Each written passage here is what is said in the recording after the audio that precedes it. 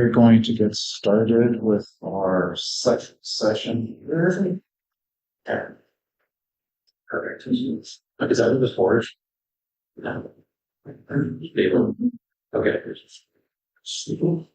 And our second session here is on SBIR, STTR, and intellectual property. Kind of knowing the impacts of IP and what get brought up to the front and forefront when dealing with an SBIR and STTR award. Because there are specific things that you want to know even before starting out down this pathway that can complicate it. Your IP strategy, how you actually move forward, what you do for protections, everything around that. So we're going to do a quick, probably 5 minute just overview on intellectual property, just so everybody's kind of on the same page, what we mean by IP. And then we're going to dive into SBIR, STTR, and technical data rights, because that's really what you're focused on. And when you think about your IP and SBIR and STTR, then we're going to talk a little bit about how you kind of add some complexity there and why that can throw a lot of people off. But let's just go through real quick overview, reminder, hopefully for people on what intellectual property is. So intellectual property is just that. It's property that has been created that is intellectual in nature. So it's a lot of the things that actually come about from creative processes. So we often think about books, we think about movies, we think about music, we think of creative things. But invention is also a creative aspect, and invention is also a creative kind of pursuit because you have to figure things out. You have to kind of put things together. You have to do some research, you have to do some development. What you come up with for your idea springs out a lot of times, hopefully, from your own head. So don't discount when we talk about creative pursuits that there can be some technical aspects to that. It's just when you put that creative focus and that creative mindset towards those technical aspects. Essentially, if it took more than just elbow grease to actually put together, it's probably IP. And even for the elbow grease, there are certain things that we'll get into very shortly when it comes to different types of patents on what is intellectual property versus what is not. So there are three major types when we think IP that everybody knows about: trademarks, copyrights, and patents. There's sort of a fourth one called trade secrets. It's not really intellectual property because it's not protected. Trade secret is just protected because you don't talk about it, but there is no kind of formal protection mechanism. So even though it is considered, intellectual property, there's really no rights or protections around it. So that's why we say there's just, three types of IP. Not discounting trade secrets. For some people, trade secrets is a really wonderful thing. For other people, trade secrets doesn't mean a lot because as soon as someone reverse engineers it, you've lost it. And that's also why nothing is really kind of straightforward when it comes to IP. IP is very complex, very nuanced, and extremely, extremely murky.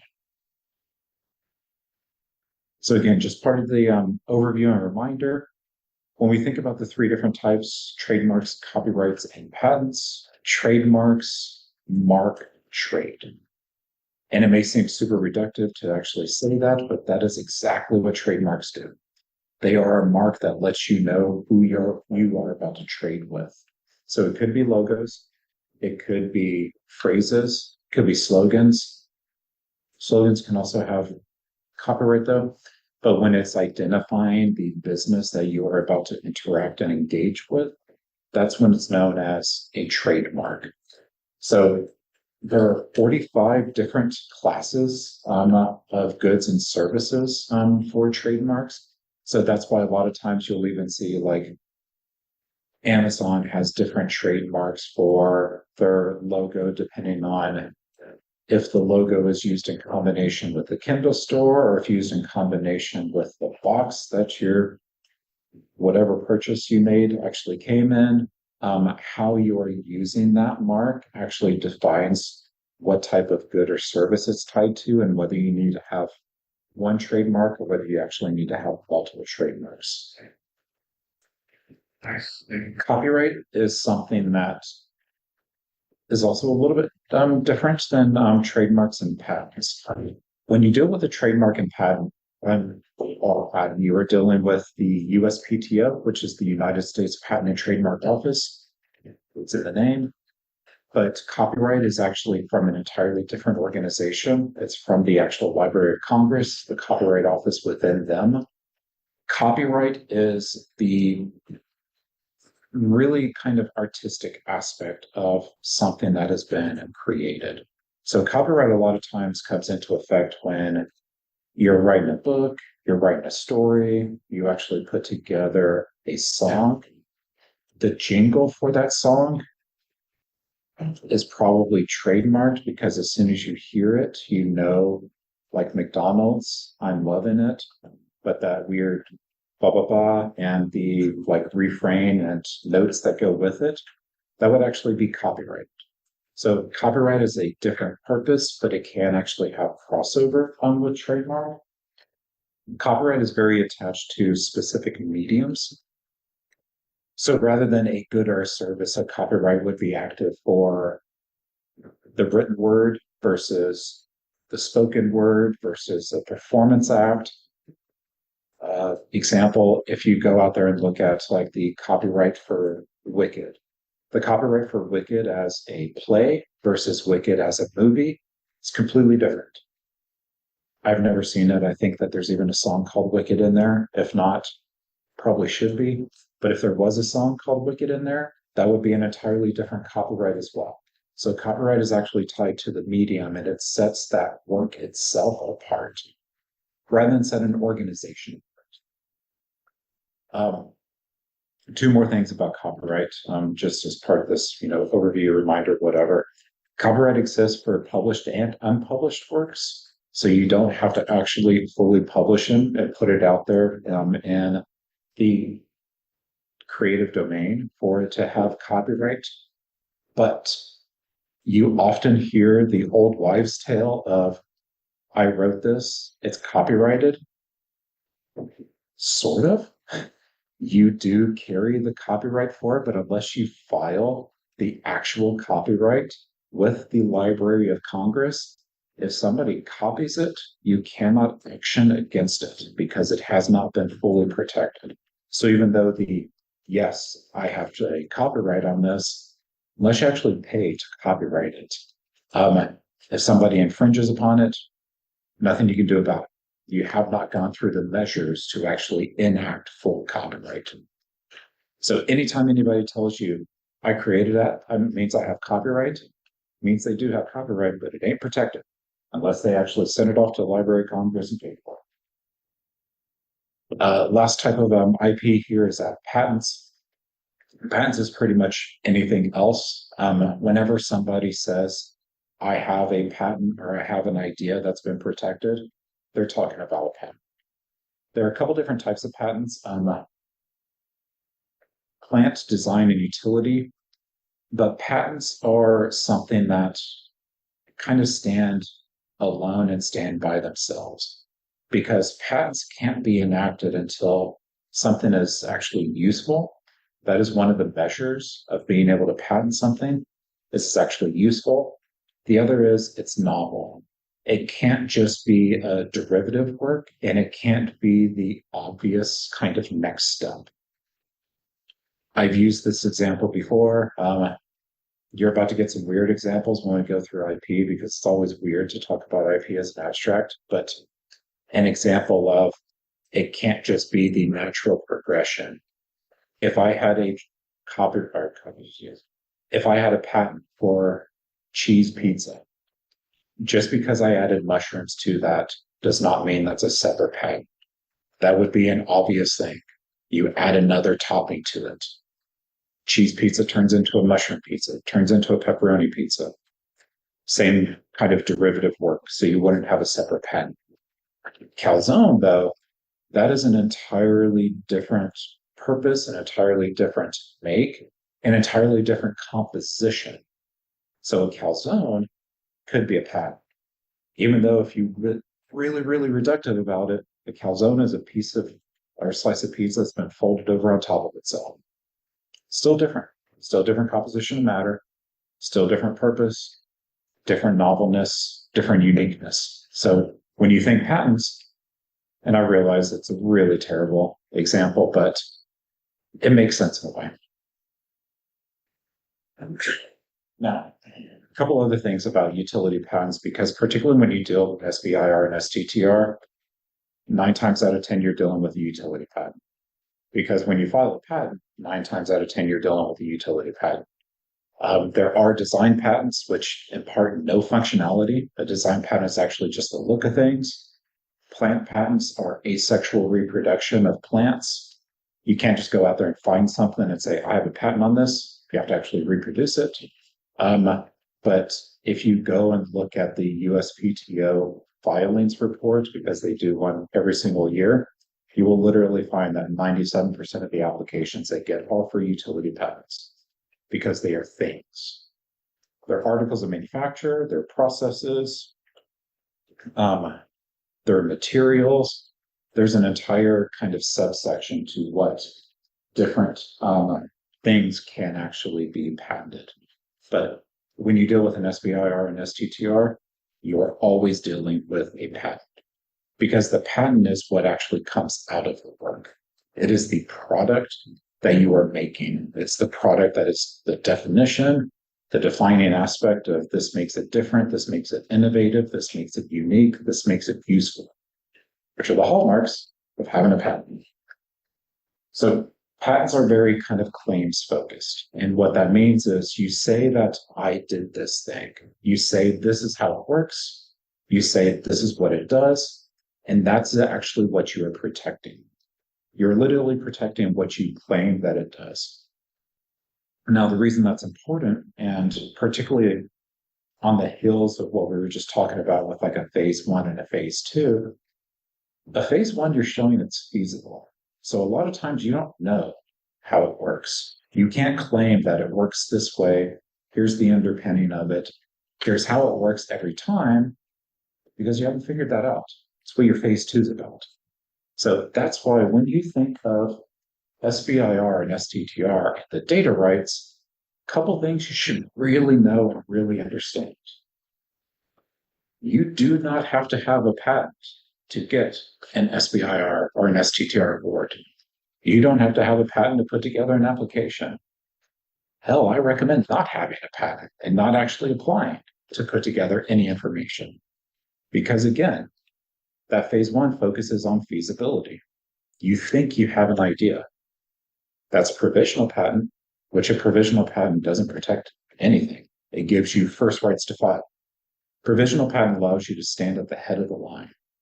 Within a year, though, you have to turn that into a full application and a full non-provisional or utility patent.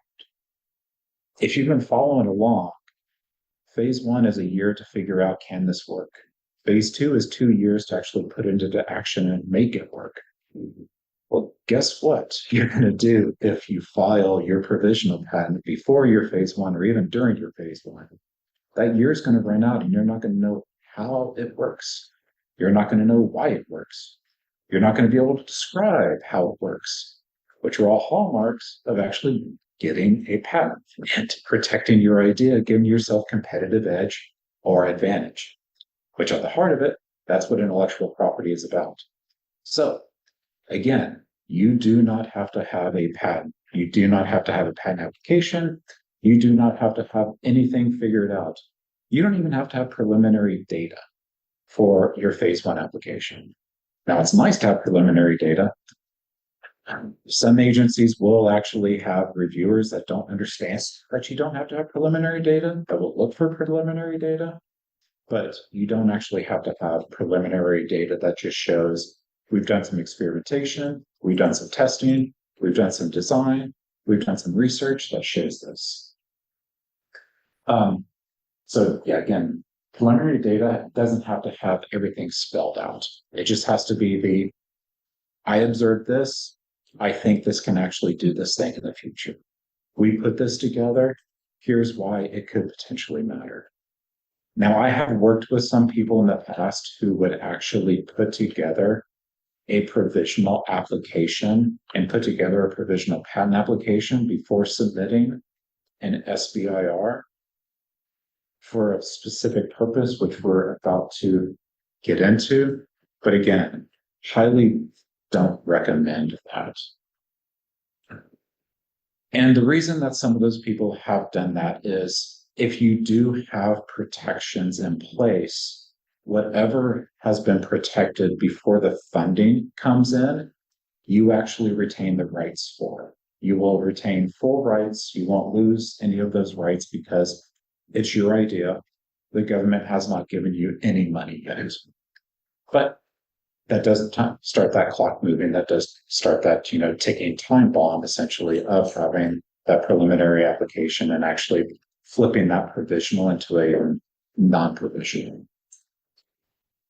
So you kind of, when you think about walking into an agreement with some intellectual property in place, think about it like a game of baseball.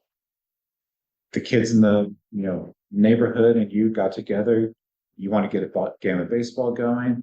Nobody has the ball. You have the ball. Y'all all play the game. Y'all have fun. At the end of the day, you walk away. Still your baseball. You're the one that brought it into the relationship. You're the one that brought it into the game. You're the one that actually shared it, but you shared it of your own free will. You still retain rights to your property. Just like physical property with your intellectual property, you retain rights to your intellectual property that you walked into this agreement with the federal government. Now, any additions and or enhancements to that intellectual property that come along with the funding, that's where you get into a little bit of a sticky wicket sometimes, where funding that is actually paid for those enhancements, what comes out of that, you can actually have to share that intellectual property. Now, are you going to have to share that as a SBIR and STTR awardee? Depends.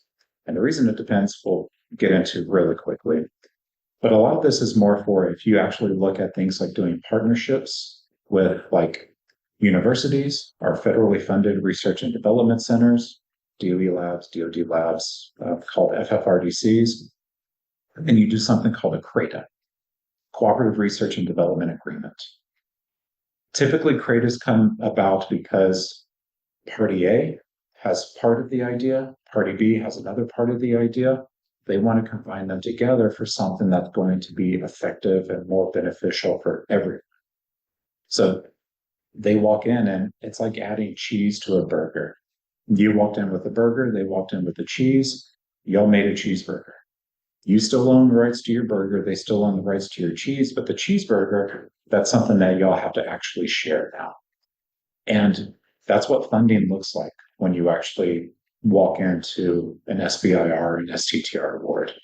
You can actually have technical data rights that you have to share with the government in some aspect once that funding comes in. Now, the funding that the government actually provides gives them something very important for their use and their eyes, and something 99% of people freak out about that they should not. When you have an award, the government gets what is called a non-exclusive royalty-free license to use the patent. This is actually a provision that is not spelled out in SBIR or STTR because it's spelled out in what's called the Bayh-Dole Act, which is legislation about how information is shared with, or how patents and information comes out of federal funding. And realize that, take this information with a grain of salt, because I saw a news story that certain people are wanting to actually repeal the Bayh-Dole Act. This thing has been in existence for over 25 years. The likelihood that anybody's going to repeal it, super low. No matter what Reddit says to you, no matter what CNN or anybody else says to you.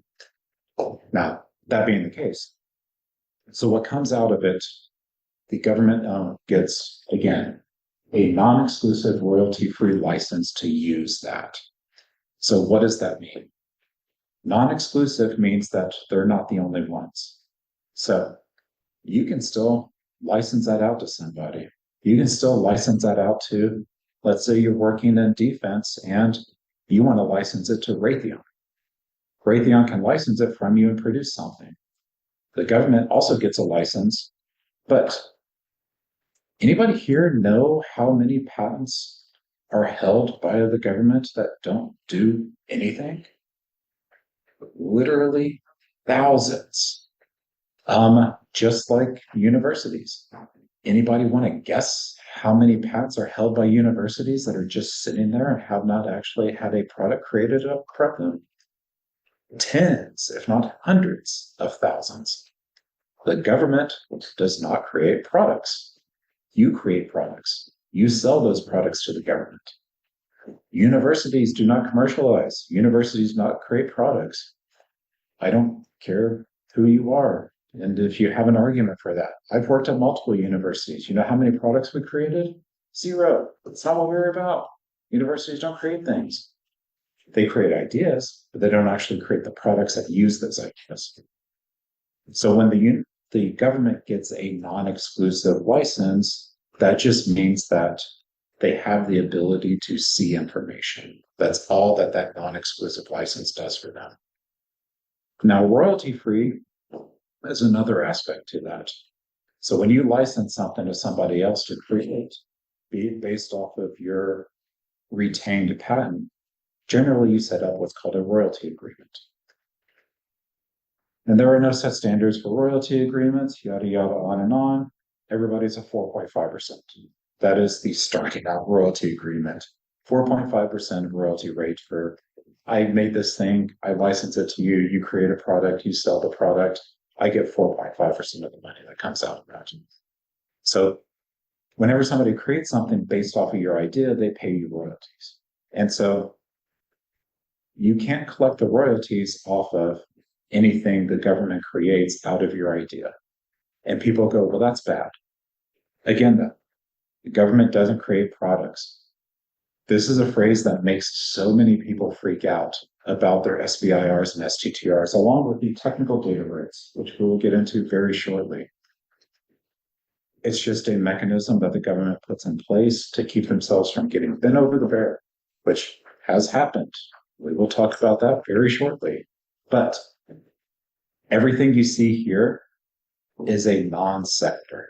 The government's not going to steal your idea because you actually have what's called data rights. And SBIR and STTR grant 20 years of data rights from your phase one award. It used to be different. It used to be a sliding scale, anywhere between 4 and 5 years off of phase one, and then you had to convert it into a phase two, and then it could grant up to an additional 7 to 10 years unless you actually went after supplementals, and now you get 20 years. Just out the gate, you have 20 years of data rights. Now, why does that 20-year time period actually kind of make sense? Well, when you get a utility patent, anybody know how long your utility patent can be in place for if you pay for all of the upkeep on it? 20 years. So 20 years is the same amount of time as if you would patent. So that's why you get 20 years of actual data rights. So again, non-exclusive just means that you can license it out to others. Royalty-free means you can't charge the government a royalty rate to create and sell what you created. But again, government doesn't do that. So that's the first part of what comes into effect with SBIR, STTR, and IP. Now, the second part is actually our, whatever this will be based on my numbering on the slides, the technical data rights. So the government has access to the information, the technical data that has actually come about from what they found. Technical data means it is technical nature and it is data that has been recorded. So the information you're putting together that you're actually going to submit along with your claims for your patent, the government will be able to see that. You know who else can see that? Once your patent published, literally everybody. It's public information. So the government can see the information that went into that, but once it's patented, everybody else can see the information that went into that as well. Now, the reason that's important though is that even though the government can see the data and the information beforehand, nobody else can. Because when you affect your data rights, there's a thing out there now called FOIA. FOIA. FOIA. I have another slide. Freedom of Information Act. So somebody can make a request to the government based off of FOIA. And they can actually request information from your SBIR proposal or your award and your final reports. But you can actually mark those. You mark those as having those 20 years worth of SBIR, STTR data rights. So you know what happens then if a FOIA request comes in? Gets redacted.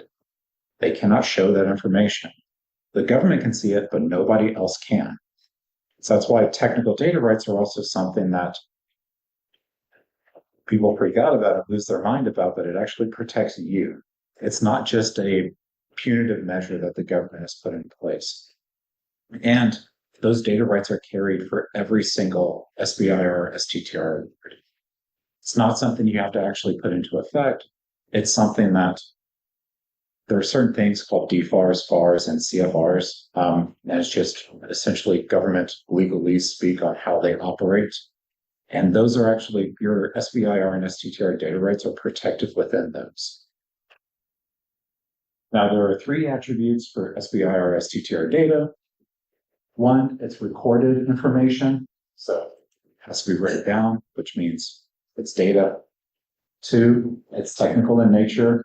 So schematics, drawings, diagrams, things like that.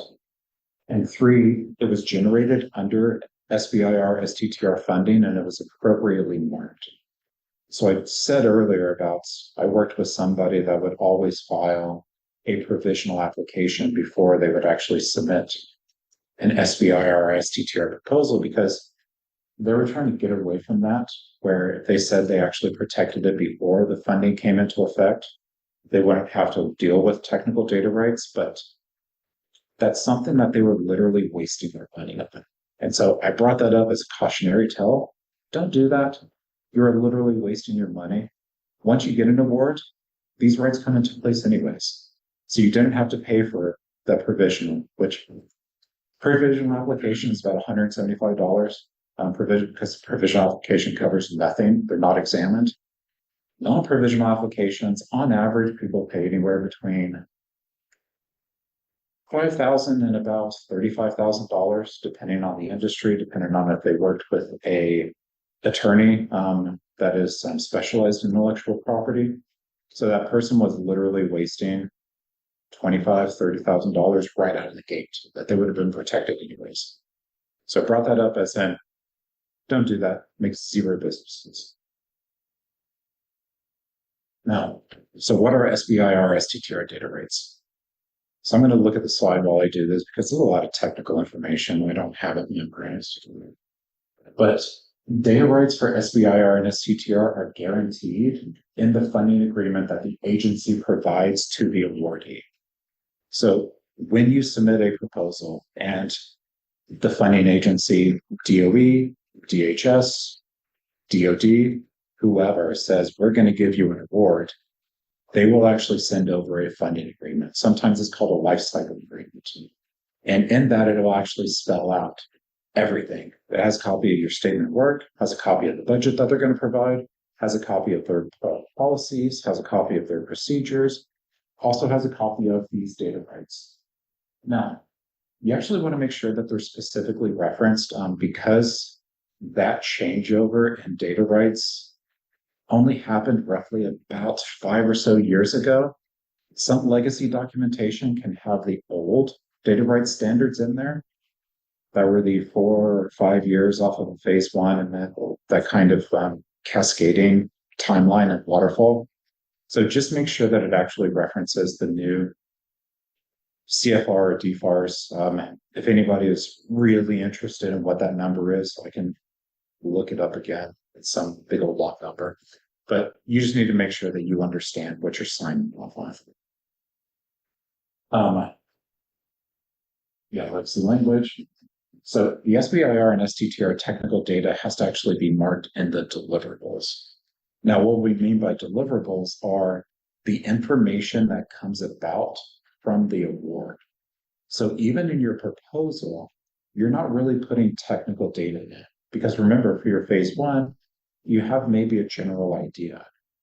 On your phase two, you actually have to put in what your phase two proposal typically includes a summary of your final report, which actually has a summary of the deliverables, what you found, why that was interesting, why that marked it as being feasible, why you should continue the development. So a lot of people, when they get, and this happens a lot more in contracting agencies, when they go to submit their phase one, they worry about and dither about do I have to mark this phase one as having technical data rights? It doesn't have technical data rights. It has information. It has ideas. It doesn't have the technical data behind it that proves it out, though. That happens during the phase two. So don't worry about market stuff for your phase one application. Mark it for your phase two application so it is protected, because then you will actually have some technical data. So it needs to be marked. And a very specific reason for that is that FOA. If somebody actually goes through and requests that information, if it is marked as having data rights, it is completely and fully redacted. Nobody else but the government will be able to see that.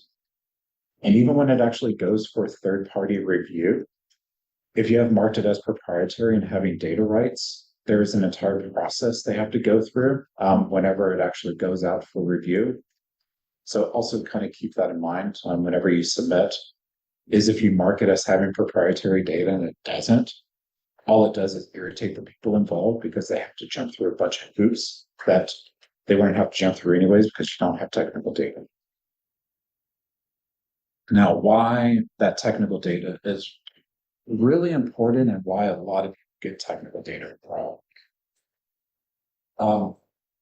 Technical data and intellectual property, and by extension, an SBIR and STTR data is technical in nature. Now, you may be going, but Del, I understand that as technical data. Do you actually understand what technical data is? Technical data is technical information. It describes exactly how something works. It describes the processes. It describes the mechanisms. It's enough of a description that somebody from, not really a layman, but somebody of the art would actually be able to reproduce. That's what's required for it to be called technical data. So this actually gets back to that kind of idea of patenting. It's not technical unless you can go out there and actually use it in a patent filing. And so the reason that's important is people often think, I have technical data, when they mean they have proprietary data. And they even get proprietary data wrong, because they say, I have proprietary data, and you don't. You don't even have data. You have an idea. You have a thought. You haven't done anything to actually show what it does, why it's important, who cares, why it matters. It exists. Technical data exhibits three characteristics: nuance, discriminators, and differentiators. Nuance is how it's unique. So answering that first portion of, can this be a patent? Discriminators are how it's different. So that novelness that actually also equates to it being able to be patented. And differentiators, why those differences matter. The benefit, which is the third pillar of you being able to successfully file a patent. So technical data would be the things that would actually equate to, I could go out there and I could create a patent about this, because I can write enough information that somebody else would be able to follow this like a schematic or like an instruction set. You gave them the building blocks, you gave them the instructions, they took the Legos and made the Death Star, and not something else. Now, proprietary information is technical information, and it is technical data. A lot of times it's referred to as privileged information, confidential information. A lot of people will think, I have proprietary information, I have proprietary data. There's a statement on here. And it gets back into the weird example of like the pizza and the calzone. A lot of people think they have information, they have proprietary data, and they don't. They have a peanut butter sandwich. They have an idea of something. They can tell me it has bread, it has jelly, and it has peanut butter. Okay, what type of bread? How much bread? What do you do to that bread? What type of peanut butter? How much peanut butter? How'd you apply that peanut? What type of peanut butter? Why that peanut butter? Why does that peanut butter matter? That is the information you have to be able to answer for this to be technical data or for it to be proprietary. When you just have a basic idea and you tell me you have a peanut butter sandwich, awesome. There are a million peanut butter sandwiches out there. What makes your peanut butter sandwich different? So this is also a reason why, particularly when we think about intellectual property and SBIR and STTR, a lot of people worry about something they don't need to. Because when they are just starting out, they don't have technical data. They have a peanut butter sandwich. They can give me something, but they can't tell me the nuance. What is it that makes that peanut butter sandwich unique? They can't tell me the discriminators. What is that uniqueness? Why does that uniqueness matter? And they can't tell me the differentiators. What does that actually do for me? What does that uniqueness actually drive me towards? So it has to have those simple ideas and has to be able to answer those simple ideas before it's technical data. So when you think about the data rights that your SBIR, STTR award gives you, it also a lot of times will include technical data, but you don't have technical data as you start out. So anything that refers to the technical data that comes about, that the government may actually get rights to, until you are way in the weeds and have gotten multiple awards, it's not going to matter to you. So big soapbox that I just did, just to really say, technical data don't matter. Don't worry about it. Don't freak out about it. People will often sit there and not submit a proposal because they're worried about their technical data. Do you have technical data or do you have a peanut butter sandwich? So this is just a visual explanation of what I was talking about. People go, I got bread, I got peanut butter, and I got jelly. I have proprietary information. No, you have basic information. At the point that you can do something like that and tell me exactly how much, why, what does it do, why those differences, why the peanut butter provides a moisture barrier for the bread against the jelly, why that actually matters for the product that comes out of it, you don't have proprietary data. You don't have technical data. You don't have to worry about marketing technical data. Because kind of that's the heart of intellectual property. And that's what gives it something that's known as freedom to operate. And freedom to operate is the unique elements, the composition of those elements, and the way that they were combined. So it can't just be that natural progression, but it can be we are putting this together in a brand new way. We are actually bringing in new things that nobody thought of. We're actually making some change process management here to the underlying facts to create something unique that nobody else can do. I didn't make you a peanut butter sandwich. I made you a whole wheat on 9-grain, one side toasted with a banana barrier and a fruit roll-up jelly, whatever it is, that actually gives me the information that changes it from being just a peanut butter sandwich to being something gourmet that someone would spend $150 on. And you go, well, why would somebody spend $150 on a peanut butter sandwich? If it was unique enough, if it actually provided a benefit, but it's also the same guiding reason on why are you creating a product. There are other products that probably fit the mold. There are other products out there that might do enough of what they needed to do to satisfy a craving, just as even a regular ass peanut butter sandwich would satisfy a craving. But I wanted to do something unique and different, and I'll pay more money for it. That's the heart of actually intellectual property and being a business.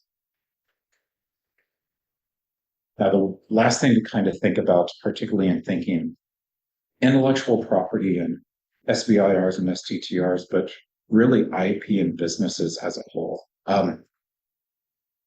I get on soapboxes about this because I've worked at tech transfer offices. I've dealt with people's IP so much. A lot of times, it's not even worth it. If you have something that is a unique idea, but you've been sitting there and you've been working on it for the past 10 years, the state of the industry and state of the innovation is 10 years old at that point. Are you working on something that's actually still interesting, still novel, and still unique? Are you working on something that, provides that freedom to operate? Or is it close enough to what somebody else has done that somebody might see it as a natural progression? Well, then you can't protect it because you wouldn't be able to patent it because people would think, well, it's a natural progression. I'm going to reject your patent. IP can have value without creating the thing. It's, that kind of basis for making things proprietary, but IP can also be very expensive to protect. That $5,000 figure that I threw out is if everything lines up, you just have an IP attorney maybe look at the claims and help you structure them, and you have one filing that maybe goes through one round of revisions. $5K to get a patent is super low cost. Generally, you're talking about 5 to 10 times that. I've worked on some patents that have been actually in negotiation for multiple years. And when we look at the attorney fees we paid, it's over 6 figures. Are we going to be able to drive value out of that at that point?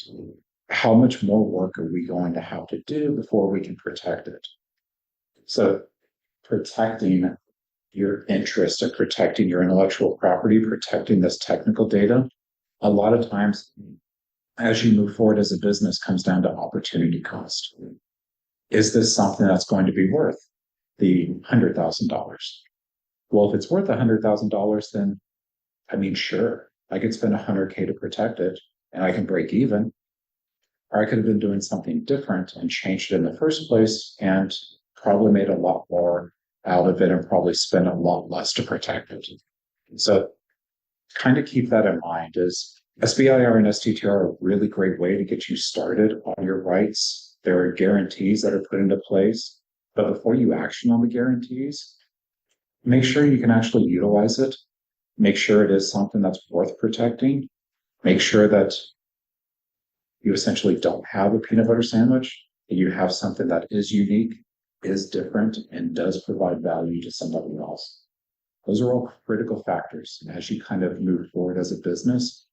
And even when we were talking in the previous session about like your phase 2 and knowing your commercialization plan, knowing how you're going to move forward. Well, guess what every portion of those phase 2 commercialization plans include? They include a section on intellectual property. So this is something you want to start thinking about. Is this actually even worth protecting? What's our strategy here? How are we going to protect it? Why are we going to protect it? At what point do we go from a peanut butter sandwich to something gourmet that somebody wants to buy and that nobody else but us can do? So a couple of final thoughts here on IP. It's a lot of information to just say, be smart about your IP, be smart about your information.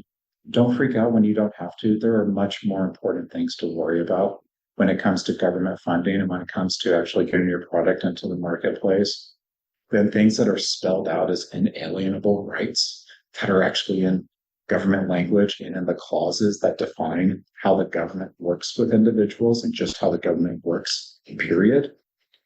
And the other thing is don't disclose stuff if you don't have to. Sure, you could tell people that you have a peanut butter sandwich, but at the point that you start describing exactly what sets that apart, know that you're giving somebody information that you probably don't have to. So know what is that barrier of, I need to give people enough information to interest them versus I've given people enough information that now they actually don't need me. And now they don't need my idea because they can go and create it. So just keep those things in mind when it comes to IP. Intellectual property is something that can be extremely, extremely complex, can be extremely murky. It can also be very kind of easy. Just know what protects you, know your rights, and know how to establish those rights. Again, about this was for if anybody was going to join us, that was not before, but I think that we still have the same people. Just keep the phase 0 and the matching program in mind. Sign up for the newsletter from htdc.org. That's your URL from htdc.org. That will give you information as soon as those are posted. But any questions on SBIR and STTR, technical data rights, are just intellectual property, or even patent? Yes. So I used to be a high school teacher, so I really appreciate you into the meat of things and the meat and potatoes of this presentation. I think since this is the state of Hawaii, as we all know, yay or nay on pineapple pizza. It can't just be pineapple. Now, I have had really good slices of pizza, and I've lived in a bunch of different states. I lived in San Diego for a while. They had a sort of Hawaiian that was pepperoni, pineapple, jalapeno, and ricotta, along with a calabresa base, which is a spicy tomato sauce. That was good. If you just give me a piece of pizza with pineapple and Canadian bacon, one, I don't like Canadian bacon. Two, why? There needs to be that savory element to it. So it can't just be I added sweet to this. It needs to actually be full formed, almost like those patents and this technical data information. Good segue. Crust or no crust peanut butter jelly sandwiches? Oh, I like crust. You have to have something to hold. Otherwise, the crust just goes all over you. Yeah. I'll take this time to advertise Honolulu Technic is next week, as well as the Honolulu Comedy Festival at Honolulu Museum of Arts. So if this is a workout for everyone, this was the Comedy Festival. But with regard to the IP, only know specifically to Hawaii, it's the 50th state in the union, as well as it has like indigenous Hawaiian law too. So I'm just curious as to maybe Sandy can speak to this as well. But in terms of IP protections with the USPTO, that's for all states and territories of the United States. But is there anything unique about Hawaii or incorporating here, as well as to protect IP here through SBIR, some of the programs that you run there? I mean, personally, I wouldn't say that there's anything that would be terribly unique about Hawaii and just at least the utility patent realm. What I would say is when you get into the other types of patents, particularly plant patents as well as design patents, because in Hawaii you have a lot of designs that are very ornamental and very cultural leaning and kind of spiritual leaning. Those are things that you'll see like bumper stickers on, and everybody's done that and everybody does it. If it doesn't provide any functionality, that can actually be protected as a design patent. People should affect those things for the things they've created that have that kind of cultural resonance and cultural meaning to them that are just ornamental in design. Go out there and get a design patent for it. And then all those people that want to go out there and actually, copy it and put it on a bumper sticker and, make a graphic of Calvin peeing on it, or whoever, puts the graphic of whatever, then you can actually go out there and say, hey, that's my design patent. I already have it, and you've infringed upon it. Kind of know about the landscape and know about the differences that set you apart and why those differences matter. Also, along with the plant stuff, this is a very different ecology than you will find for 99.9% of the rest of the US. There's a lot of plants that you can actually grow here that would be of interest to a lot of people on the mainland. Plants, as long as you can asexually produce them, or asexually reproduce them, and they are not just naturally found in nature, you can actually protect those. Great example is the Washington Cosmic Crisp apple. Washington State University spent lots and lots of money to create a brand new type of apple. That I've had the apple. I don't think there's anything that much different about it, but other people do. They sell it for a lot of money. You have a lot of really great ability to grow stuff here that people would not be able to find in other parts of the US. Reproduce it and patent it. Another great segue. Lieutenant Governor Sylvia Luke has announced that September is a month of digital literacy as well as Native Hawaiian history. So come enjoy the museum's Illinois College all free this week. Nice. Yeah. Thank you. You're amazing. Yeah, no problem at all. Other questions? Thanks for patents that I run into a lot. Did you share social media, like what you're working on, or you share it at a conference and you can have trouble protecting later, right? It depends on exactly how much information you disclose and whether it actually counts as public disclosure. The problem a lot of people run into, and particularly with what you're talking there about social media, is they'll like write a paper or they'll write a journal article and then submit it, or they'll put a copy out like, hey, I did this thing, isn't this great? And a lot of times in journal articles you have to actually put in enough of a descriptor for it to get published and for it to be peer reviewed. Well, those descriptors, if they go into the technical nature of it, can actually be flagged as public disclosure. Once it has been disclosed to the public, you have 1 year to actually file on it. And you don't have to file the full patent. As long as you can actually file a provisional patent, that'll give you essentially up to 2 years of protection. So that's something people should be aware of, is even when they submit for journal articles, it depends on how the peer review process works on whether it can actually be flagged as going out there for the public information and public dissemination. If it goes in any way on any like sharing site that reviewers actually download it from, because it is hosted on a sharing site, sometimes that can be considered as public disclosure.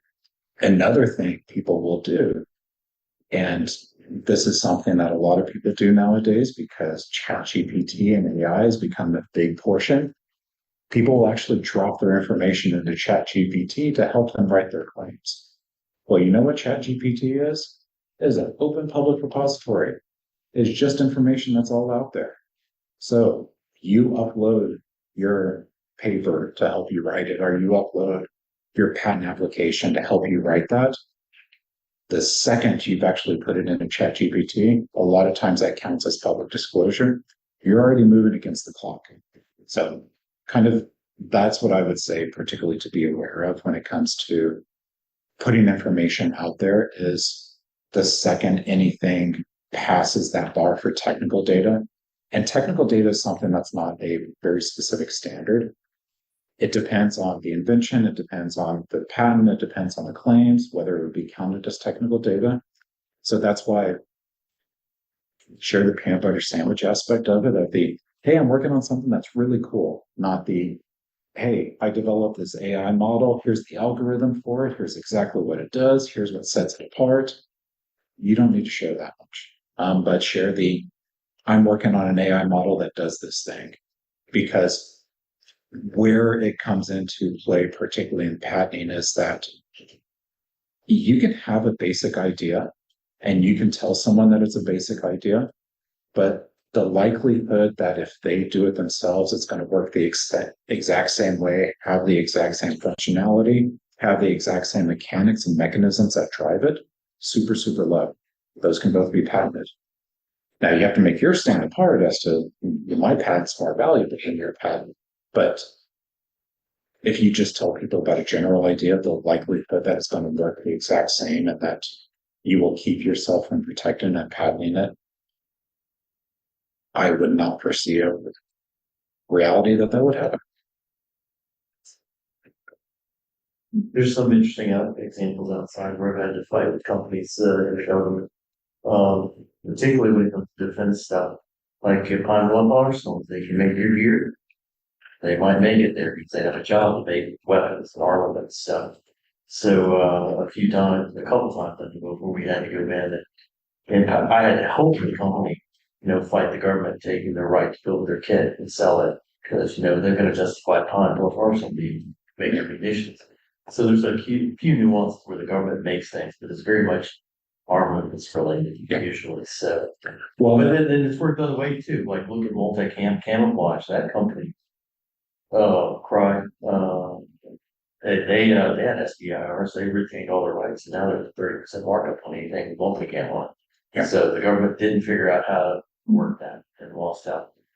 well, and I kind of hinted at it, and I didn't like give the example, but there are cases in the past where the government has come in and affected their technical data rights to be able to share technical data with others that are outside of their SBIR data rights. And the reason that happens is that when the government gives you an SBIR award, it's to make something for them.